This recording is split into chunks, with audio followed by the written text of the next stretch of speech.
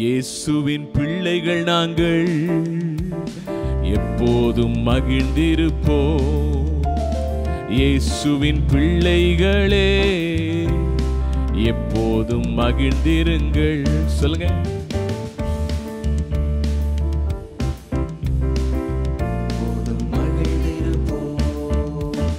இயேசுவின் பிள்ளைகளே எப்போதும் மகிழ்ந்திருங்கள். எந்நேரமும் எவ்வேளையும் இயேசுவில் களிகூறுவோம்.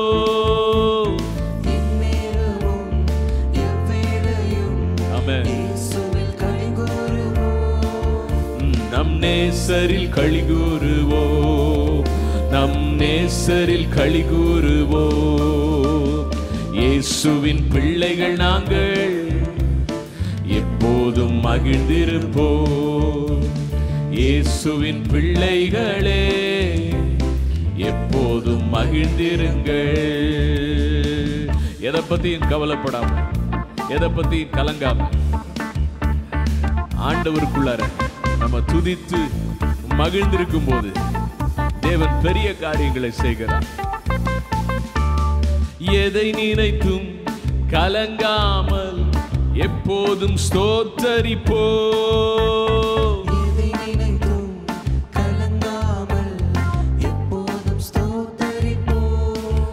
நாம் எப்போதும் ஸ்தோத்தரிப்போம், நாம் எப்போதும் ஸ்தோத்தரிப்போம். ஆமென்.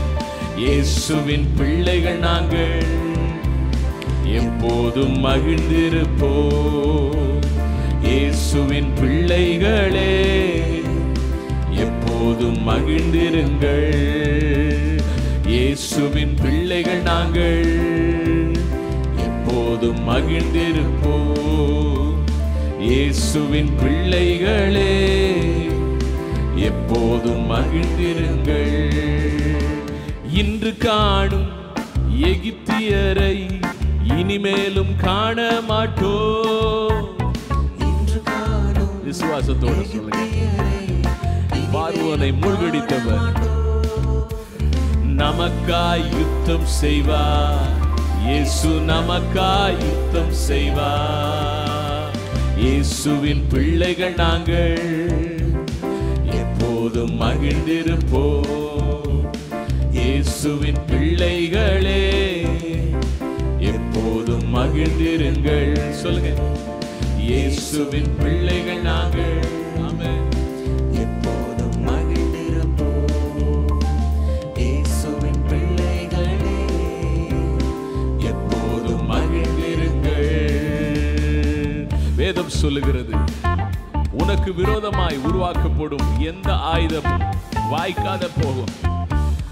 இஸ்ரவேலுக்கு விரோதமாக குறி சொல்லுதல் இல்லை, யாக்கோபுக்கு விரோதமாக மந்திரவாதம் இல்லை. சொல்லுங்க. நமக்கெதிராய் மந்திரம் இல்லை, குறி சொல்லல் எதுவும் இல்லை. ஆமென். இன்னொரு தடவை சொல்லாமா? நமக்கெதிராய் மந்திரம் இல்லை, குறி சொல்லல் எதுவும் இல்லை.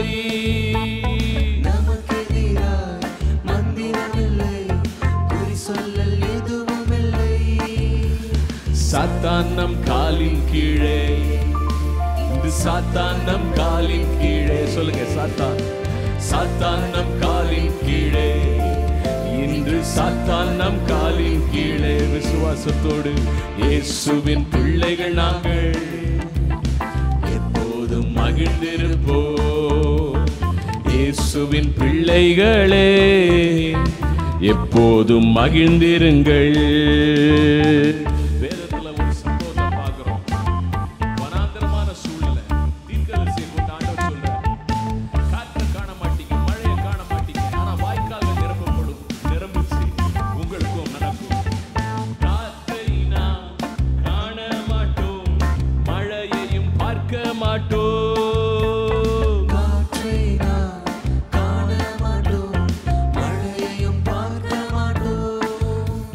வாய்க்கால்கள் நிரப்பப்படும், வாய்க்கால்கள் நிரப்பப்படும். இன்னொரு தடவை சொல்லுவோம்.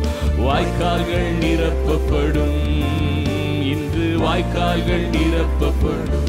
காற்றை நாம் காண மாட்டோம், மழையையும் பார்க்க மாட்டோம், சூழ்நிலையை பார்க்க மாட்டோம், பிரச்சனையை பார்க்க மாட்டோம். ஆனா அற்புதம் நடக்கும்.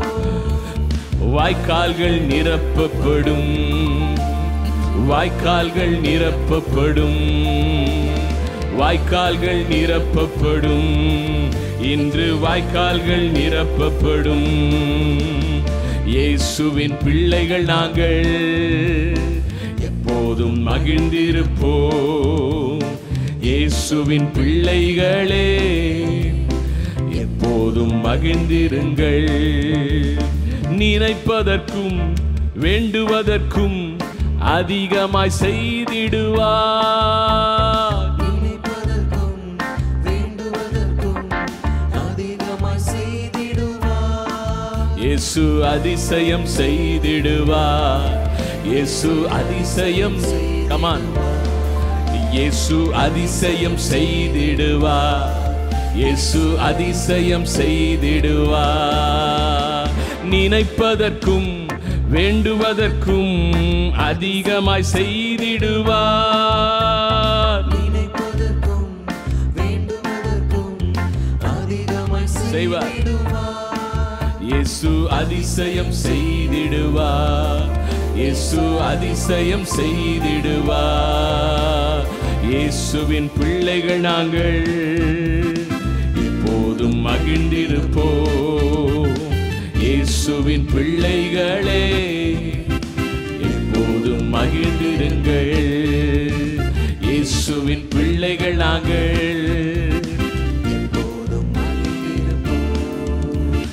இயேசுவின் பிள்ளைகளே எப்போதும் மகிழ்ந்திருங்கள். ஹல்லேலூயா. நல்லா கைதட்டி சொல்லுங்க. எத்தனை இயேசுவின் பிள்ளைகள் இங்க இருக்கிறீங்க? வேதம் சொல்லுகிறது, நானும் கர்த்தர் எனக்கு கொடுத்த பிள்ளைகளும் சீயோனிலே வாசமாயிருக்கிற கர்த்தராலே, சேனைகளின் கர்த்தராலே இஸ்ரவேலிலே அற்புதங்களும் அடையாளங்களுமாய் இருக்கிறோம் என்று சொல்றார். யார் சொல்றார் பாத்தீங்கன்னா, எபிரேயர் 1 அதிகாரத்துல இயேசு சொல்றாராம், நானும் எனக்கு கொடுத்த பிள்ளைகளும். எபிரேயர் 1 அதிகாரத்துல சொல்லப்பட்டிருக்கு. இயேசுவின் பிள்ளைகள் களி கூறுவோம், கர்த்தர் நல்லவர். Price the Lord. கர்த்தருடைய நாமம் மகிமைப்படுவதாக. இந்த நாளில் நம்ம கேர்சல் செய்தியை தியானிக்க இருக்கிறோம். இயேசு செய்த அற்புதங்களும் அடையாளங்களும் என்ற தலைப்பில் நாம் செய்தியை பார்த்து வருகிறோம். ஏறக்குறைய 4000 புருஷர்களை ஆண்டவராகிய இயேசு கிறிஸ்து போஷித்த சம்பவத்திலிருந்து நாம் தியானித்து வருகிறோம். போன வாரம் நம்ம தியானித்தோம். இந்த வாரம் இன்னும் சில காரியங்களை நம்ம தியானிக்க இருக்கிறோம். மார்க் 8ஆம் அதிகாரம் 3-4 வசனங்களை நம்ம வாசிக்க கேட்கலாம். இவர்களில் சிலர் தூரத்திலிருந்து வந்தவர்களாகையால் நான் இவர்களை பட்டினியாய் வீட்டிற்கு அனுப்பிவிட்டால் வழியில் சோர்ந்து போவார்களே என்றார். அதற்கு அவருடைய சீஷர்கள், இந்த வனாந்தரத்திலே ஒருவன் எங்கே இருந்து அப்பங்களை கொண்டு வந்து இத்தனை பேர்களை திருப்தியாக்கக்கூடும் என்றார்கள். நாம் பெற்றுக்கொள்ளுகிறவர்களாய் மாத்திரம் இராமல் நாம் பெற்றுக்கொண்ட ஆசீர்வாதத்தை மற்றவங்களுக்கும் நம்ம பகிர்ந்து கொடுக்கிறவர்களாக நம்ம இருக்கணும். இன்றைக்கி நம்ம பார்க்க போகிற காரியம், ஆண்டவர் அநேகரை போஷித்தார். அப்போ இயேசு கிறிஸ்து அந்த இடத்துல அநேகருக்கு ஆசீர்வாதமாய் மாறினார் என்பதை நம்ம பார்க்குறோம். அதே போல் நாம் ஒவ்வொருவரும் மற்றவர்களுக்கு ஆசீர்வாதமாய் மாற வேண்டும் என்பது ஆண்டவராகிய இயேசு கிறிஸ்துடைய வாஞ்சையாக இருக்கிறது. ஆகையால் நாம் தேவனிடத்தில் வரும்போது நன்மையை நம்ம பெற்றுக்கொள்கிறோம். அதே நேரத்தில் மற்றவர்களுக்கு நன்மையை பெற்று கொடுக்கிறவர்களாய் நாம் இருக்க வேண்டும். ஆண்டவராகிய இயேசு கிறிஸ்துவோடு இணைந்து நாம் செயல்படுகிறவர்களாக இருக்க வேண்டும். ஆண்டவராகிய இயேசு கிறிஸ்துவோட சீஷர்கள் இருந்தாங்க. அப்போ அவர்களை தேவன் தெரிந்து கொண்டதற்கு நோக்கம் அவர்கள் மற்றவர்களுக்கு ஆசீர்வாதமாய் மாற வேண்டும் என்பதற்காக. ஆகையால் தான் அவர்களை தெரிந்து கொண்டு அவரோடு வைத்திருந்தார். இன்னைக்கு நம்மையும் அப்படியாக தேவன் பயன்படுத்த விரும்புகிறார். அப்போ சீஷர்கள் ஆண்டவராகிய இயேசு கிறிஸ்துவோடு இருந்த நாட்களை பார்க்கிலும் ஆண்டவராகிய இயேசு கிறிஸ்து நமக்காக மரித்து மீண்டும் 3ஆம் நாள் உயிரோடு எழும்பி 50 நாளுக்கு அப்புறம் பரமேறி சென்றார். அப்போ அதற்கு பின்பாக பரிசுத்த ஆவியானவர் சீஷர்களுக்கு கொடுக்கப்பட்ட பின்பு வல்லமையாய் எழும்பி அவர்கள் அநேகருக்கு ஆசீர்வாதமாய் மாறினார்கள் என்று சொல்லி நம்ம பார்க்கிறோம். ஆகையால் நம்மையும் தேவன் பரிசுத்த ஆவியானவரால் இந்த காலங்களில் நிரப்பி இருக்கிறார். இன்னும் நிரப்பப்படலை அப்படின்னா வாஞ்சியாக நம்ம கேட்கும்போது ஆண்டவர் நம்மை நிரப்புவேன் என்று வாக்கு கொடுத்துருக்கிறார். என்னோட வசனத்தில் நம்ம பார்க்குறோம், ஒரு தகப்பன் தன் பிள்ளைக்கு நல்ல ஈவுகளை கொடுக்க தெரிந்திருக்கும் பொழுது, அப்போ பிதாவாகிய நான் நீங்கள் பரிசுத்த ஆவியானவரை வாஞ்சியாக கேட்கும்போது நான் எப்படி கொடுக்காம இருப்பேன் அப்படின்னு சொல்கிறார் இல்லைங்களா? அப்படின்னா நாம் அவரை பெற்றுக்கொள்வதற்கு வாஞ்சை, மெய்யான வாஞ்சை, அதுதான் அவசியம். இப்போ நம்ம வாஞ்சியாக நம்ம கேட்கும்போது பரிசுத்த ஆவியானவரை நமக்கு தேவன் கொடுப்பார். பரிசுத்த ஆவியானவர் வரும்போது நாம் பலனடைந்து உலகம் முடிவு பரியந்தம் எல்லா எல்லைகளுக்கும் நம்ம சாட்சியாக இருப்போம் அப்படின்னு வசனம் சொல்லுது. ஆகையால் சாட்சியாக இருப்போம் என்றால் வல்லமையுள்ள வாழ்க்கை வாழ்வோம், கிறிஸ்துவை பிரதிபலிப்போம். அப்போ கிறிஸ்துவை போல அநேகருக்கு ஆசீர்வாதமாய் நாம் இருப்போம். அதுதான் தேவனுடைய திட்டம். உங்கள் ஒவ்வொருவரையும் குறித்து தேவன் வைத்திருக்கிற திட்டம் அதுவாக தான் இருக்குது. ஆகையால் தான் நாம் பெற்றுக்கொள்ளுகிறோம். அது ஒரு நல்ல காரியம். தேவன் நமக்கு கொடுக்கிறார். விசுவாசித்து நம்ம நிலைத்து நிற்கும்போது விசுவாசத்தில் தேவன் நமக்கு கொடுக்கிறார். அதை நம்ம பெற்றுக்கொள்கிறோம். நம்முடைய வாழ்க்கை அதோடு நின்று விடாதபடிக்கு அடுத்த ஆவிக்குரிய கட்டத்துக்குள்ளே நம்ம கடந்து வர வேண்டியது அவசியமாக இருக்கிறது. ஆகையால் இன்றைக்கி நம்ம கற்றுக்கொள்ள போகிற காரியம், நாம் ஊழியத்தை செய்யும்படியாக, ஆண்டவருக்காக வாழும்படியாக, அநேகருக்கு ஆசீர்வாதமாக இருக்கும்படியாக நமக்குள் காணப்பட வேண்டிய குணாதிசயங்களை குறித்து இன்றைக்கி நம்ம தியானிக்க போகிறோம். ஆகையால் இந்த பகுதியில் மார்க்கு 8ஆம் அதிகாரம் 3-4 வசனத்தை நம்ம வாசிக்க கேட்போம். இவர்களில் சிலர் தூரத்திலிருந்து வந்தவர்களாகையால் நான் இவர்களை பட்டினியாய் வீட்டிற்கு அனுப்பிவிட்டால் வழியில் சோர்ந்து போவார்களே என்றார். அதற்கு அவருடைய சீஷர்கள், இந்த வனாந்தரத்திலே ஒருவன் எங்கே இருந்து அப்பங்களை கொண்டு வந்து இத்தனை பேர்களை திருப்தியாக்கக்கூடும் என்றார்கள். இப்போ வாசிக்கப்பட்ட பகுதியில் நம்ம பார்க்குறோம், அங்கே ஆண்டவராகிய இயேசு கிறிஸ்து அந்த ஜனங்கள் அவரோடு 3 நாள் தங்கியிருந்து தேவனுடைய வார்த்தையை கேட்டு அவங்க இப்போ கடந்து போக போகிறாங்க. அப்போ அவர்களை நான் பட்டினியாக அனுப்ப எனக்கு மனமில்லை என்று சொல்லி ஆண்டவராகிய இயேசு கிறிஸ்து சீஷர்களிடத்தை சொல்லுகிறத நம்ம பார்க்குறோம். அப்போ இந்த இடத்துல நம்ம பார்க்குற காரியம், ஆண்டவருடைய இருதயம் என்ன என்பதை சீஷர்களிடத்தில் வெளிப்படுத்துகிறார். இவங்களை நான் பட்டினியாக அனுப்ப விரும்பலை, நான் பட்டினியாக அவங்களை அனுப்பக்கூடாது அப்படின்னு சொல்லிட்டு இயேசு சொல்லுகிறார். அப்போ நாம் எப்படி செயல்பட வேண்டும்?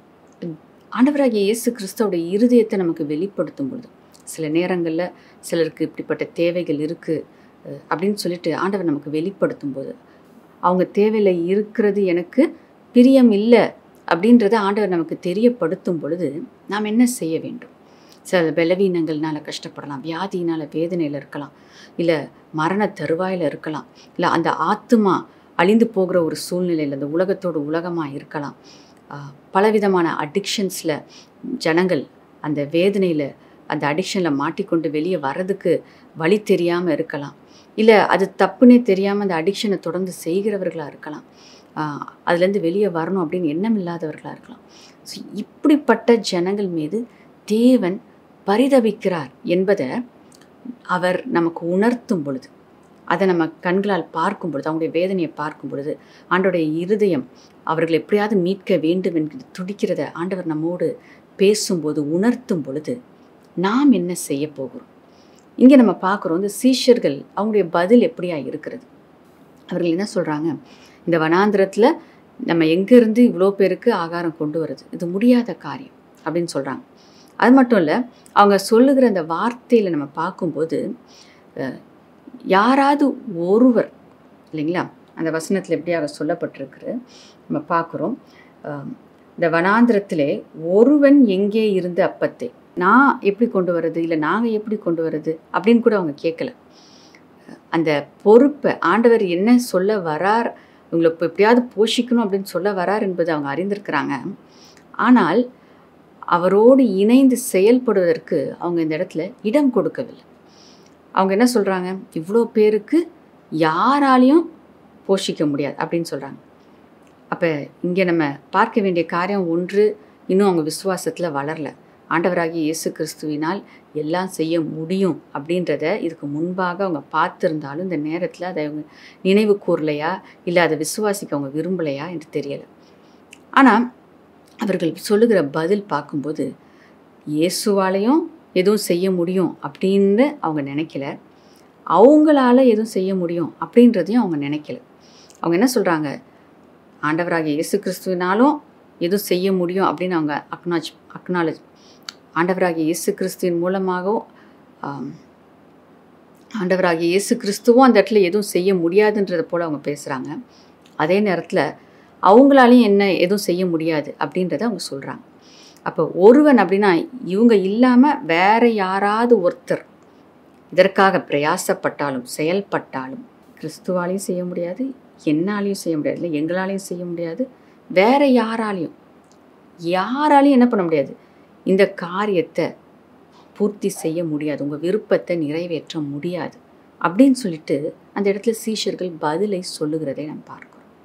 அதற்கு ஒரு காரணம், அவங்க ஒரு வேளை என்ன நமக்கு ஏதோ ஒரு வேலையை கொடுத்துருவாரோ, நம்ம செயல்பட வேண்டியதாக இருக்குமோ, இல்லை நம்ம ரொம்ப தூரம் போய் நம்மளை வாங்கிட்டு வர சொல்லிடுவாரோ, இல்லை ஏதோ கடினமான காரியத்தை நம்மளை செய்ய சொல்லிடுவாரோ அப்படின்ற ஒரு மனநிலை இருந்திருக்கலாம். அதனால் அந்த பொறுப்பை தாங்கள் ஏற்றுக்கொள்வதற்கு மனம் இல்லாமல் அந்த பொறுப்பை அவங்க யாரோ ஒரு கையில் தூக்கி கொடுக்கறது போல் அவங்க பேசுகிறாங்க. நான் அந்த பொறுப்பை எடுத்துக்க மாட்டேன்ப்பா அப்படின்னு சொல்கிற மாதிரி தான் அந்த இடத்துல அவங்க பதில் இருக்கிறது. ஏன்னா என்னால் முடியாதுன்னு கூட அவங்க சொல்லலை, யாராலையும் முடியாது, வேற ஒருத்தர் செய்யணுன்னாலும் முடியாது, அப்போ நான் செய்ய மாட்டேன், வேற ஒருத்தர் செய்யணுன்னாலும் முடியாது அப்படின்ற ஒரு பதில் அவங்க கொடுக்கறத நம்ம பார்க்குறோம். அப்போ இங்கேருந்து நாம் கற்றுக்கொள்ள வேண்டிய காரியம், இப்போ இந்த ஸ்டேஜில் சீஷர்கள் இருந்தது போல் நாம் இருக்கக்கூடாது. ஸோ இன்றைக்கி ரட்சிக்கப்பட்டிருக்கிற நாம் பரிசுத்த ஆவியானவருடைய அபிஷேகத்தை நம்ம பெற்றிருக்கிறோம், கிறிஸ்துவை நம்முடைய இருதயத்துக்குள்ளே நம்ம ஏற்றிருக்கிறோம், அவர் நமக்குள் வாசம் பண்ணுகிறவராய் இருக்கிறார், அவர் நமக்குள் ஜீவிக்கிறவராய் இருக்கிறார், நம் மூலமாக அவர் நமக்குள் வாசம் பண்ணுகிறது நிமித்தமாக வல்லமையுள்ள வாழ்க்கையை நாம் வாழ அவர் உதவி செய்கிறவராய் இருக்கிறார். ஆகையால் அன்னைக்கு சீஷர்கள் அப்படி இருந்தாங்க, நானும் அப்படி இருக்கிறேன் அப்படின்னு நம்ம சொல்ல முடியாது. ஏனென்றால் நாம் புது சிருஷ்டிகளாய் மாறி இருக்கிறோம், நமக்குள் புதிய வல்லமை, கிறிஸ்துவின் வல்லமை நமக்குள் இருக்கிறது. ஆகையால் நாம் இப்படிப்பட்ட வார்த்தைகளை நம்ம பேசக்கூடாது.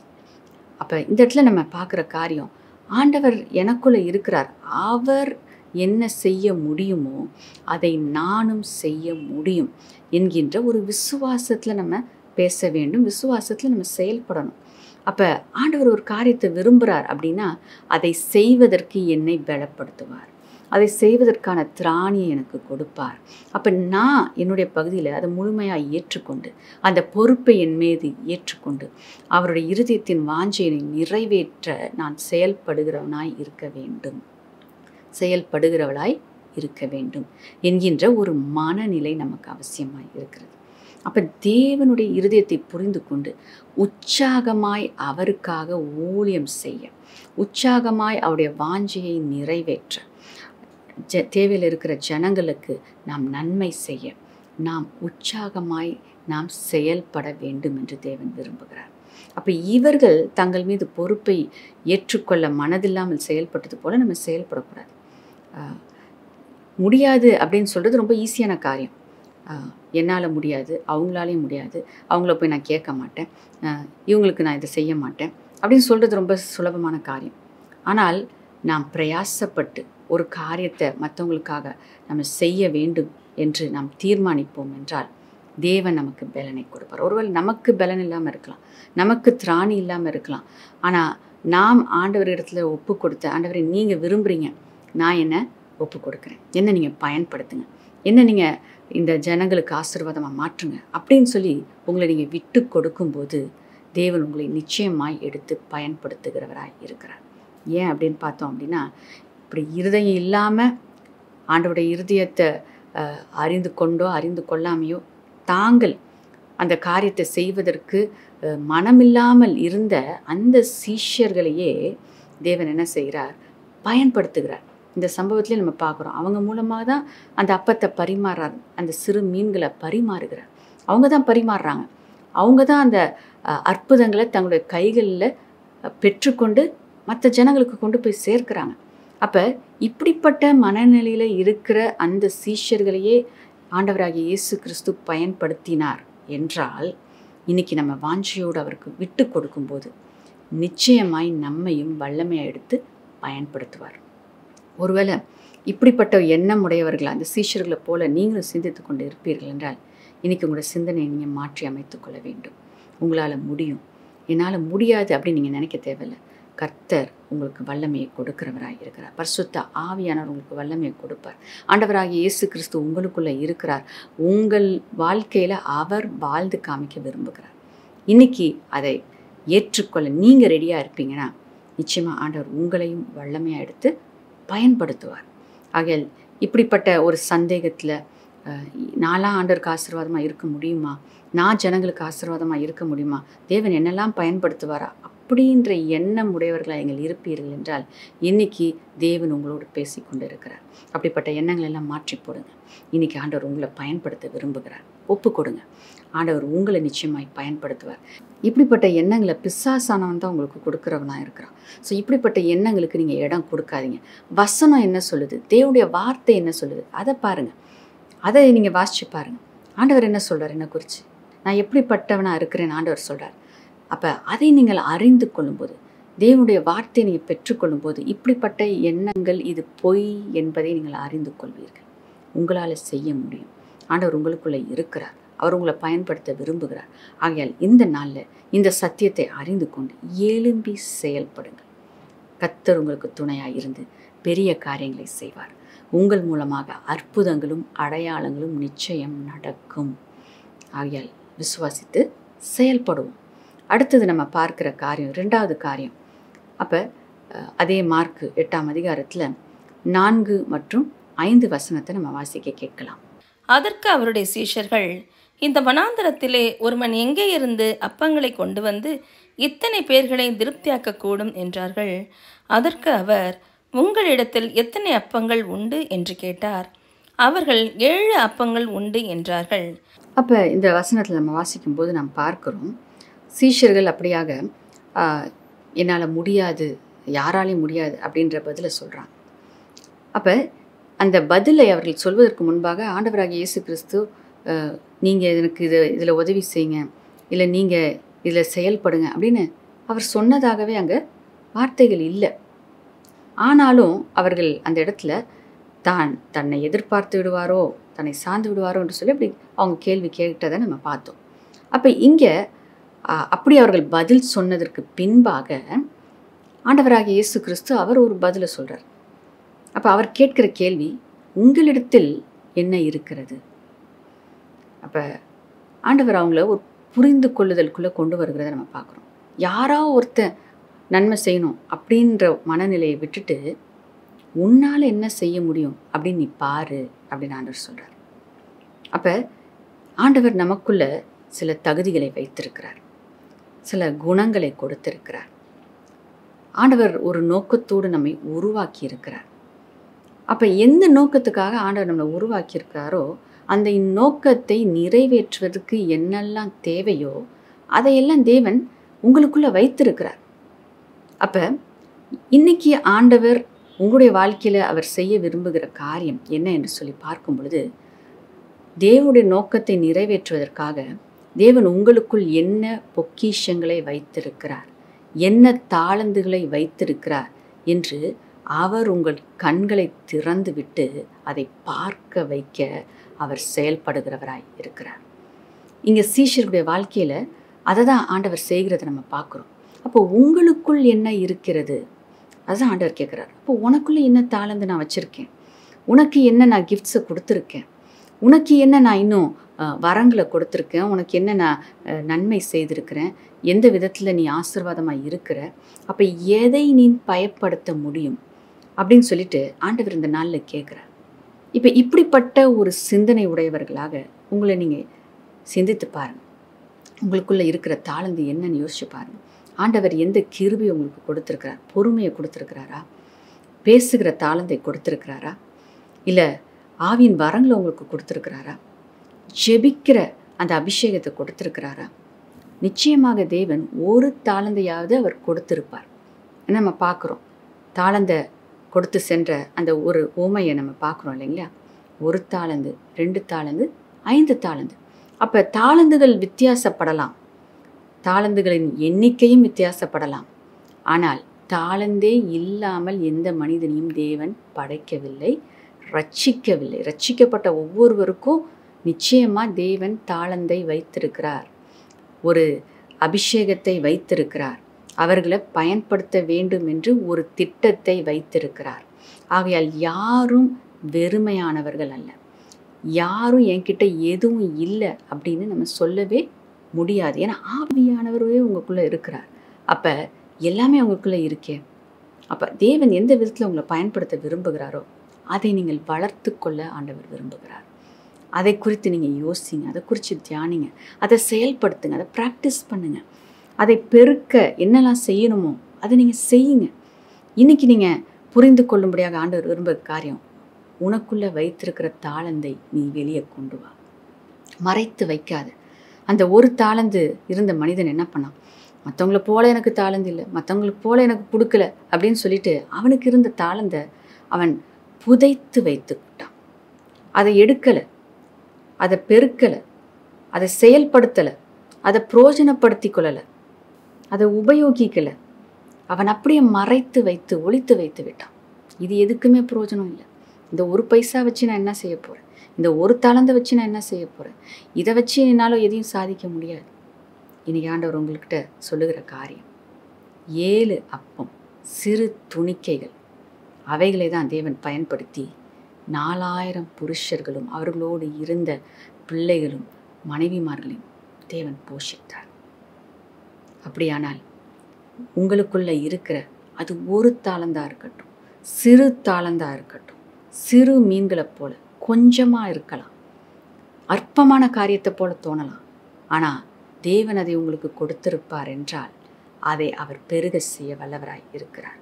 அதை கொண்டு அநேகர் ஆசீர்வாதத்தை பெற்றுக்கொள்ளத்தக்க விதத்தில், அநேகரை ஆவிக்குரிய விதத்தில் போஷிக்கத்தக்க விதத்தில் தேவன் உங்களை பயன்படுத்த விரும்புகிறார். ஆகையால் இன்னைக்கு ஆண்டவர் கேட்குற கேள்வி, உங்களிடத்தில் என்ன இருக்கிறது? நான் என்ன உங்களுக்கு கொடுத்து வச்சிருக்கிறேன் அப்படின்னு ஆண்டவர் கேட்குறார். அதை நீங்கள் அறிந்து கொள்ளுங்கள். அதை ஆண்டவர்கிட்ட கொண்டு வந்து ஒப்படைங்க. அவர் அதை பெருக செய்வார். அதை நீங்கள் பயன்படுத்துங்க. அநேகருக்கு நிச்சயமாய் நீங்கள் ஆசீர்வாதமாய் மாறுவீர்கள். 3வதாக நாம் பார்க்கிற காரியம் மார்க் 8ஆம் அதிகாரம் 6ஆம் வசனத்தை நம்ம வாசிக்க கேட்போம். அப்பொழுது அவர் ஜனங்களை தரையிலே பந்து இருக்க கட்டளையிட்டு அந்த 7 அப்பங்களையும் எடுத்து ஸ்தோத்திரம் பண்ணி பிட்டு அவர்களுக்கு பரிமாறும்படி சீஷர்களிடத்தில் கொடுத்தார். அவர்கள் ஜனங்களுக்கு பரிமாறினார்கள். ஸோ இங்கே நம்ம பார்க்கும்போது சீஷர்கள் ஆண்டவராகிய இயேசு கிறிஸ்து கேள்வி கேட்டதுக்கு அவங்க என்ன பதில் சொல்கிறாங்க அப்படின்னா, 7 அப்பம் எங்ககிட்ட இருக்குது அப்படின்றத அவங்க சொல்கிறாங்க. இன்னும் அந்த சிறு மீன்கள் இருக்கிறத கூட சொல்லலை. அப்போ ஏதோ ஒரு தாளந்து இல்லை ஒரு காரியம் அவங்ககிட்ட இருக்கிறத அவங்க ரெக்கக்னைஸ் பண்ணுறாங்க. அப்போ அதை வாயை திறந்து அவங்க சொல்கிறாங்க. அப்போ ஆண்டவராகிய இயேசு கிறிஸ்து நமக்குள்ளே இருக்கிறத அவர் வெளிப்படுத்துகிறார். அவங்க வாயை திறந்து சொன்னதற்கு அப்புறம் அவர் சொல்கிற வார்த்தைகளை தான் இப்போ நம்ம வாசிக்க கேட்டோம். அப்போ ஆண்டவர் என்ன சொல்கிறாரு? எல்லாரும் பந்தி இருக்க சொல்லுங்கள், நான் போஷிக்க போகிறேன் அப்படின்னு சொல்கிறார். அப்போ ஆண்டவராகிய இயேசு கிறிஸ்து எப்போ நான் இவங்களை போஷிக்க போகிறேன் அப்படின்னு சொல்கிறார் அப்படின்னு பார்க்கும்போது, சீஷர்களுடைய இருதயம் தேவனுடைய இருதயத்தோடு இல்லை, சீஷர்களுடைய விசுவாசம் தேவனுடைய விசுவாசத்தோடு இணைக்கப்பட்ட பின்பு தான் சீஷர்களை பயன்படுத்தினார். சீஷர்களை கொண்டு அநேக ஜனங்களை போஷித்தார்.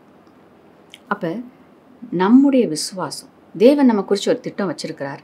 அப்போ நமக்குள்ளே வைத்திருக்கிற தாளந்து என்ன, தேவன் எப்படி என்னை பயன்படுத்த விரும்புகிறார் என்பதை நாம் அறிந்து கொண்ட பின்பு தேவன் நம்மை பயன்படுத்துகிறவராய் இருக்கிறார். அதை நம்ம வாயை திறந்து அறிக்கை செய்யும்போது, அதை நம்ம பேச வைக்கிறார் ஆண்டவர். ஆண்டவர் இந்த தாளந்து எனக்கு கொடுத்துருக்குறீங்களே, நன்றி, என்னை பயன்படுத்துங்க அப்படின்னு நம்ம வாயை திறந்து கேட்கும்போது, அதை நாம் அறிந்து கொண்டு அதை அறிக்கை செய்யும் பொழுது நம்முடைய விசுவாசம், நாம் தேவன் என்னை இப்படி பயன்படுத்த விரும்புகிறார் என்பதை அறிந்த அந்த விசுவாசத்தோடு, கிறிஸ்துடைய விசுவாசத்தோடு நம்முடைய விசுவாசம் இணைக்கப்படுகிறது. அப்போ ஆண்டவர் நம்மளை எப்படி பயன்படுத்தணும்னு வச்சுருக்கான்றது அவருக்கு தெரியும், பயன்படுத்த விரும்புகிறார். அப்போ அதை நாம் அக்செப்ட் பண்ணி அவரோடு கூட அந்த விருப்பத்துக்கு நாம் ஒத்துழைக்கும் போது, நாம் இணைக்கப்படும் பொழுது, நம்முடைய விசுவாசம் அவருடைய விசுவாசத்தோடு இணைக்கப்படும் பொழுது தேவன் அடுத்த நிமிஷமே அற்புதத்தை செய்ய அவர் ஆயத்தமாக இருக்கிறார். அந்த இடத்துல ஜனங்களை போஷிக்கும்படியாக சீஷர்களை பயன்படுத்த அவர் செயல்படுகிறதை நாம் பார்க்கிறோம்.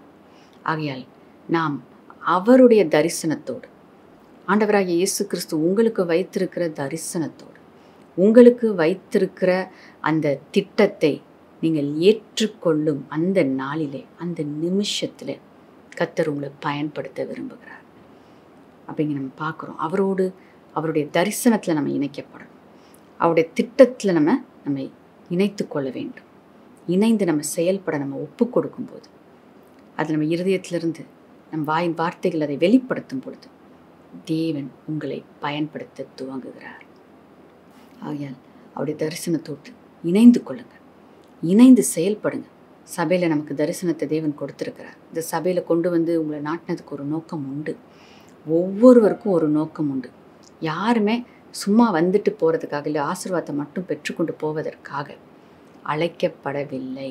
ஏனென்றால் சபை என்பது ஒரு சரீரமாக இருக்கிறது. கிறிஸ்து தலையாக இருக்கிறார். அப்போ நம்ம சரீரத்தில் நம்ம பார்க்கும்போது ஒவ்வொரு அவயவமும், ஒவ்வொரு செல்லும் அதன் பகுதியை அது செய்கிறது. அப்படியா அது செயல்படலை அப்படின்னா அது அந்த சரீரத்தை பாதிக்கிறது இல்லைங்களா? அப்போ ஒவ்வொரு செல்லும் ஒரு நோக்கத்தோடு தான் அந்த சரீரத்தில் வைக்கப்பட்டிருக்கு. அதே போல தான் சபை என்கின்ற இந்த சரீரத்தில் ஒவ்வொரு நபரும் நாம் செயல்பட வேண்டும். ஒவ்வொரு குடும்பத்தினரும் நாம் செயல்பட வேண்டும். ஒவ்வொரு செல்லை போல் நம்ம இருக்கிறோம். அப்போ அந்தந்த பகுதியில் அந்தந்த செல் என்ன காரியத்தை செய்யணுமோ அது செய்யுது. அது செய்யும்போது தான் அந்த முழு சரீரமும் அது சரியாய் இயங்குகிறது, அது செயல்படுகிறது. அதே போல் தேவன் கொடுத்துருக்கிற தரிசனம், நம்ம சபைக்கு கொடுத்துருக்கிற தரிசனம் அது செயல்பட வேண்டும் என்றால், அந்த தரிசனம் நிறைவேற வேண்டும் என்றால் நாம் ஒவ்வொருவரும் செயல்பட வேண்டியவர்களாக இருக்கிறோம்.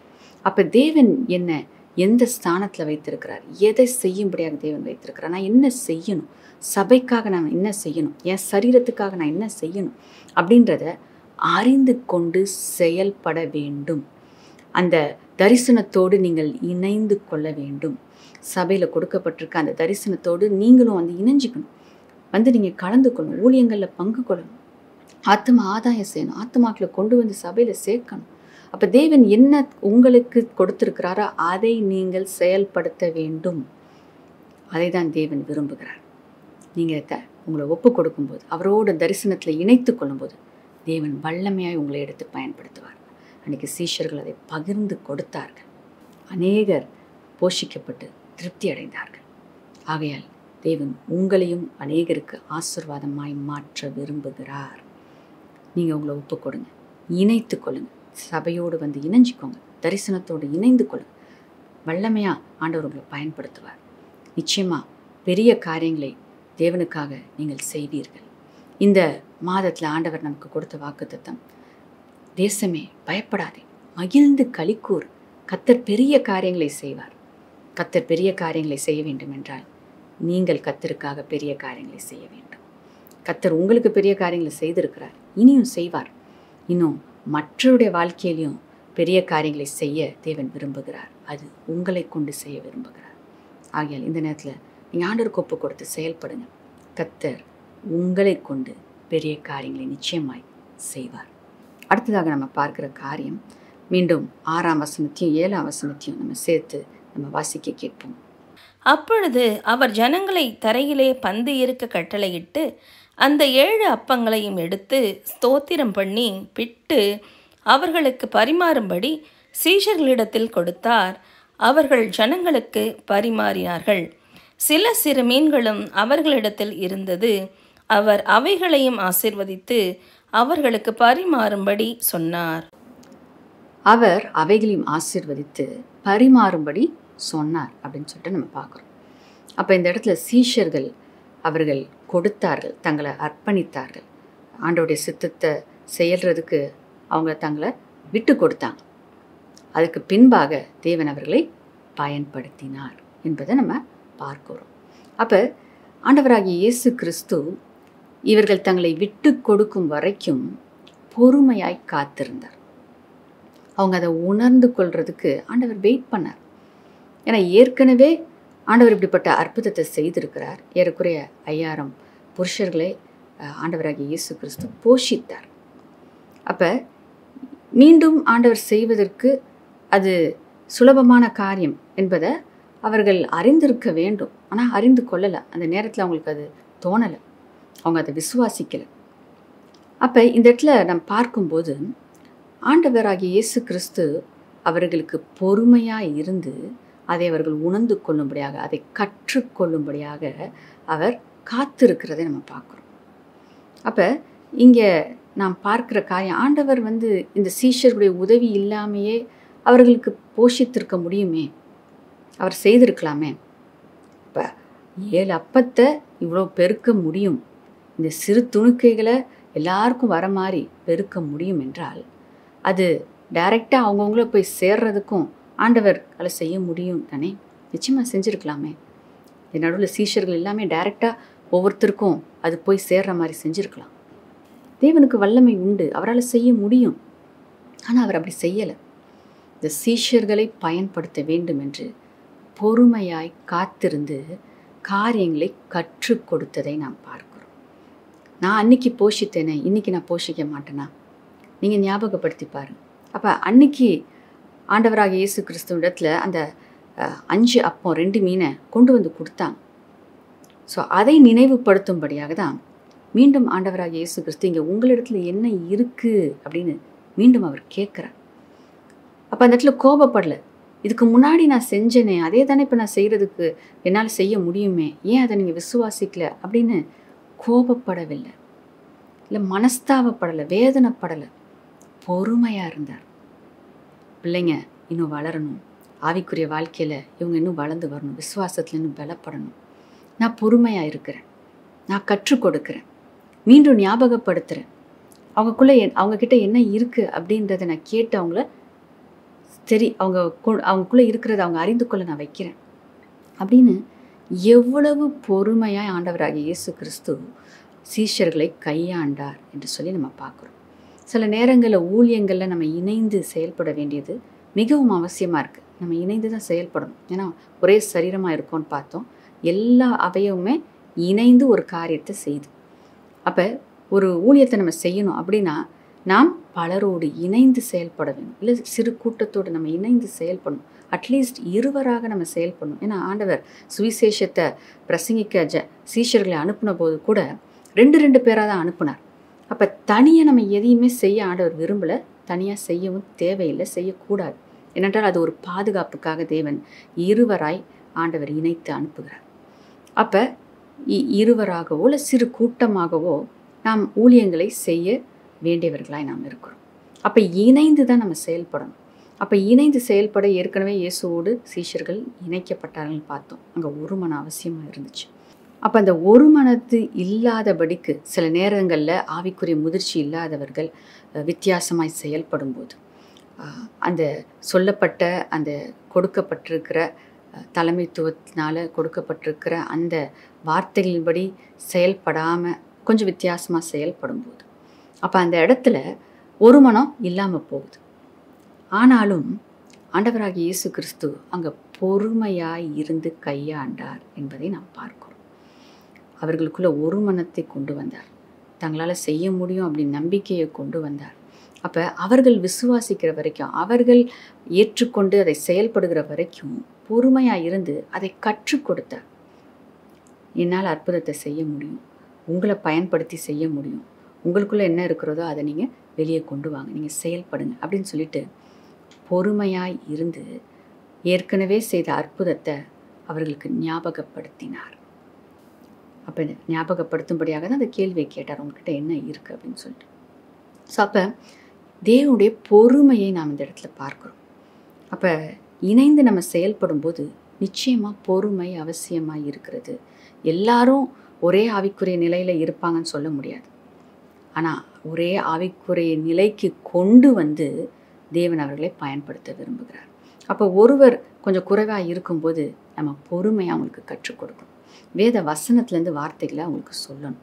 நாம் கற்றுக் கொடுத்து அவர்களையும் அந்த தகுதிக்கு கொண்டு வந்து அந்த ஒரு மனதுக்குள்ளே கொண்டு வந்து ஆவிக்குரிய முதிர்ச்சிக்குள்ளே கொண்டு வந்து பின்பு தேவன் ஒரு குழுவாக ஒரு ஊழியத்தை செய்ய தேவன் நமக்கு தருணங்களை கொடுக்கிறவராக இருக்கிறார்.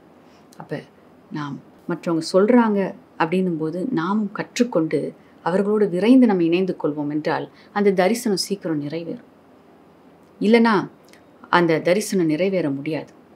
கற்றுக்கொள்ள வேண்டிய நாம் கற்றுக்கொள்ள வேண்டும். கற்றுக் கொடுக்கிற ஸ்தானத்தில் இருக்கிறவர்கள் என்ன பண்ணணும்? அவங்களுக்கு பொறுமையாய் கற்றுக் கொடுத்து அவர்களையும் என்ன பண்ணணும்? அழைத்து கொண்டு அந்த ஊழிய பாதையில் கடந்து செல்ல வேண்டும். இஸ்ரவேல் ஜனங்கள் அங்கே கானானுக்கு கடந்து வந்தப்போ வயதானவங்க இருந்தாங்க, சிறு பிள்ளைகள் இருந்தாங்க, பிள்ளைகளை வயிற்றில் சுமக்கிற தாய்மார்கள் இருந்தாங்க. ஸோ அவர்களெல்லாம் பொறுமையாய் மோசையை வழிநடத்தி கொண்டு வந்தார். அதுபோல தான் நமக்கு பொறுமை அவசியம். ஊழியத்தை செய்யும்போது பொறுமையாய் நாம் செய்ய வேண்டும். ஆண்டவராகிய இயேசு கிறிஸ்து சீஷர்களிடத்தில் பொறுமையாக இருந்தார். எத்தனை முறை அவர் கற்றுக் கொடுத்தாலும் விசுவாசத்தில் குறைவுள்ளவர்களாக தான் காணப்பட்டாங்க. சில நேரங்களில் நீங்கள் எப்போ விசுவாசிக்க போகிறீங்க, ஏன் இப்படி விசுவாசத்தில் குறைவுள்ளவர்களாக இருக்கிறீங்கன்னு ஆண்டவர் கேட்குற அளவுக்கு அவங்க இருந்தாங்க. ஆனாலும் இந்த இடத்துல நம்ம பார்க்குறோம், இயேசு பொறுமையாய் இருந்து அவர்களை பயன்படுத்தினார். இன்றைக்கி ஊழியத்தை செய்வதற்கு பொறுமை அவசியமாக இருக்குது. நாம் சகித்து, நாம் தேவனுக்காக, நம் மற்றவர்களுடைய சுவாபங்களில் சில காரியங்கள் இருந்தாலும் அதை சகித்து ஒரு மனதை நாம் காத்துக்கொண்டு தரிசனத்தை நிறைவேற்றுவது தான் நம்முடைய நோக்கமாக இருக்கும். அவங்க எப்படி சொல்லிட்டாங்க, அவங்க எப்படி செஞ்சிட்டாங்க, அவங்க என்ன கண்டுக்கல, இதெல்லாம் நம்ம நினைக்கக்கூடாது. நான் என் ஊழியத்தை செய்கிறதுக்கு, இந்த தரிசனத்தை நிறைவேற்றுவதுக்கு என்னுடைய பங்கு என்ன, அதை நான் சிறப்பாக செய்வேன். இவங்க சொல்லிட்டாங்க நான் வராமல் இருக்க மாட்டேன், இவங்க சொல்லிட்டாங்கன்னு நான் சோர்ந்து போய் செய்யாமல் இருக்க மாட்டேன். அப்போ இந்த காரியம் நமக்கு அவசியமாய் இருக்கிறது. பொறுமை, கற்றுக் கொடுப்பதிலையும் பொறுமை, இணைந்து செயல்படுவதிலையும் பொறுமை. கற்றுக் கொடுக்கிறவர்களுக்கு நம்மை தாழ்த்தி இடம் கொடுத்து அந்த ஸ்தானத்துக்குள்ளே கடந்து வந்து அந்த தரிசனத்தை முழுமையாய் நிறைவேற்றுவதற்கும் பொறுமை அவசியமாய் இருக்கிறது. ஆகையால் பொறுமையோடு ஊழியத்தை செயல்படுத்துவோம். கர்த்தர் பெரிய காரியங்களை செய்வார். பொறுமையாக சீஷர்களுக்கு காத்திருந்து அவர்களை இயேசு கிறிஸ்து பயன்படுத்தினார். இன்னைக்கு நம்மையும் பயன்படுத்த விரும்புகிறார். பொறுமையாய் நாம் செயல்படுவோம். பொறுமையாக இருந்து காரியங்களை செய்வோம், இணைந்து செய்வோம். கர்த்தர் உங்களை கொண்டு பெரிய காரியங்களை செய்வார். இணைந்து செய்யும்போது உங்கள் டீமை கொண்டு கர்த்தர் பெரிய காரியங்களை செய்வார். சபையை கொண்டு கர்த்தர் பெரிய காரியங்களை செய்வார். ஆகையால் பொறுமையோடு செயல்பட்டு அநேகருக்கு ஆசீர்வாதமாய் நாம் மாறுவோமாக. நாம் ஜெபிக்கலாமா? ஸ்தோத்திரம் அப்பா, உமக்கு நன்றி செலுத்துகிறோம். உடைய கிருபைக்காக நாங்கள் நன்றி செலுத்துகிறோம். அப்பா, நீர் கொடுத்திருக்கிற இந்த வார்த்தைகளுக்காக நன்றி செலுத்துகிறோம். நீங்கள் எங்களை பயன்படுத்த விரும்புகிறீங்கப்பா. இன்னைக்கு கர்த்தாவே, எங்களுக்குள்ள என்ன தாழ்ந்து இருக்கிறது என்பதை நாங்கள் அறிந்து கொண்டு உற்சாகமாய், எங்களுக்கு ஏதாவது பொறுப்பு வந்துருமோ அப்படி இல்லாதபடிக்கு உமக்காக செயல்பட வேண்டும் என்கின்ற வாஞ்சையோடு அப்பா கர்த்தாவே, நாங்கள் எங்களுக்குள்ள நீங்கள் வைத்திருக்கிற தாழ்ந்துகளை அறிந்து கொண்டு எந்த டீமோடு நாங்கள் இணைக்கப்பட்டு, யாரோடு இணைக்கப்பட்டு, அப்பா சபையில் இருக்கிற அந்த ஊழியங்களில் நாங்கள் இணைக்கப்பட்டு நாங்கள் செய்ய வேண்டிய காரியத்தை செய்ய எங்களை பலப்படுத்தும் என்று சொல்லி இந்த நேரத்தில் நம்ம கேட்போம். ஆண்டவரே, அப்படி கேட்டுக்கொண்டு இருக்கிற ஒவ்வொருவரையும் நீர் கர்த்தாவே உங்களுடைய வல்லமையினால் நிரப்புவீராக. அன்னைக்கு சீஷர்களை பரிசுத்த ஆவியானுடைய வல்லமையினால் நிரப்பி அப்பா நீர் அற்புத அடையாளங்களை செய்கிறவர்களாய் நீர் மாற்றினீரே. அதுபோல இந்த நாளில் பரிசுத்த ஆவியானவரை நீர் கொடுத்திருக்கிறதற்காக நன்றி அப்பா. சிறியோர் மேலும் பெரியோர் மேலும் எல்லார் மேலும், ஊழியக்காரர்கள் மேலும் ஊழியக்காரிகள் மேலும் ஆவியை பொழிய பண்ணுவேன் என்று சொன்ன தேவன் அப்பா, எல்லார் மேலும் இந்த நாளில் நீங்க ஆவியை பொழிய பண்ணுகிற தேவனாயிருக்கிறேன். ஆவியானவரை பெற்றுக்கொண்டு நீர் வைத்திருக்கிற தரிசனத்தை நிறைவேற்ற தங்களை அர்ப்பணித்து செயல்பட நீர் கர்த்தாவே அவங்களுக்கு உதவி செய்வீராக என்று நாங்கள் ஜெபிக்கிறோம். இன்னைக்கு ஆண்டவர் அர்ப்பணிக்கிற ஒரு அழைப்பை கொடுக்கிறார். இன்னைக்கு ஆண்டவருக்காக ஊழியம் செய்யணும் விரும்புனீங்கன்னா, ஆண்டவர் உங்களுக்கு அழைப்பை வச்சிருக்கிறார் என்பதை நீங்கள் உணர்ந்திருக்கிறீங்கன்னா, கர்த்தர் உங்களுக்குள்ள ஒரு தாளந்தை வைத்திருக்கிறார் என்று ஆவியானவர் இந்த நேரத்தில் உங்களுக்கு உணர்த்துவார் என்றால் இப்பொழுது நீங்கள் அர்ப்பணிங்க. ஆண்டவரை அர்ப்பணிக்கிறேன், பயன்படுத்துங்கன்னு கேளுங்க. ஓ ரிபா ஷிக்கிரபே கரபா, ஓ ரக்கபா ஷிக்கிரபே கரபரபரபா. அர்ப்பணிக்கிற ஒவ்வொருவரையும் ஆவியானவர் நீர் நிரப்பி வல்லமையாக எடுத்து பயன்படுத்துவீராக, சாட்சிகளாய் நிற்க வைப்பீராக. சபையின் தரிசனத்தோடு இணைந்து பெரிய காரியங்கள் அவர்கள் செய்வார்களாக என்று நாங்கள் ஜெபிக்கிறோம் அப்பா. அநேகரை எழும்ப செய்வீராக. சபையில் இருக்கிற ஒவ்வொரு செல்லும் அது செயல்படட்டும், ஒவ்வொரு செல்லும் எழும்பட்டும், ஒவ்வொரு நபரும் எழும்பட்டும். எழும்பி செயல்பட நீங்க கிருபை செய்கிறதுக்காக நன்றி செலுத்துகிறோம். சபைக்கு வைத்திருக்கிறீங்க தரிசனத்தை நீங்க நிறைவேற்ற போகிறதற்காக, ஒவ்வொருவரையும் பயன்படுத்தி நீங்க நிறைவேற்ற போகிறதற்காக நாங்கள் நன்றி செலுத்துவோம். உமக்கே துதிக மகிமை எல்லாவற்றையும் ஏறெடுக்கிறோம். இயேசுவின் நாமத்தில் பிதாவே, ஆமென், ஆமென். Praise the Lord. God bless you. ஆன்லைன்ல நீங்க சபையோடு கனெக்ட் ஆகிருப்பீங்கன்னா கர்த்தர் உங்களையும் பயன்படுத்த விரும்புகிறார். நீங்க இருக்கிற இடத்துல கர்த்தர் உங்களை பயன்படுத்துவார். சபையோட ஆன்லைன்ல கூட நீங்க இணைந்து காரியங்களை செய்ய முடியும். நீங்க அலுவலகத்தை நீங்க அணுகுனீங்கன்றா உங்களுக்காக கர்த்தர் வைத்திருக்கிற ஊழியத்தை கர்த்தர் உங்களை கொண்டு செய்ய அது ஏதுவாக இருக்கும். ஆகையால் தொடர்பு கொள்ளுங்க. அநேகருக்கு ஆசீர்வாதமாய் நாம் மாறுவோமாக. God bless you.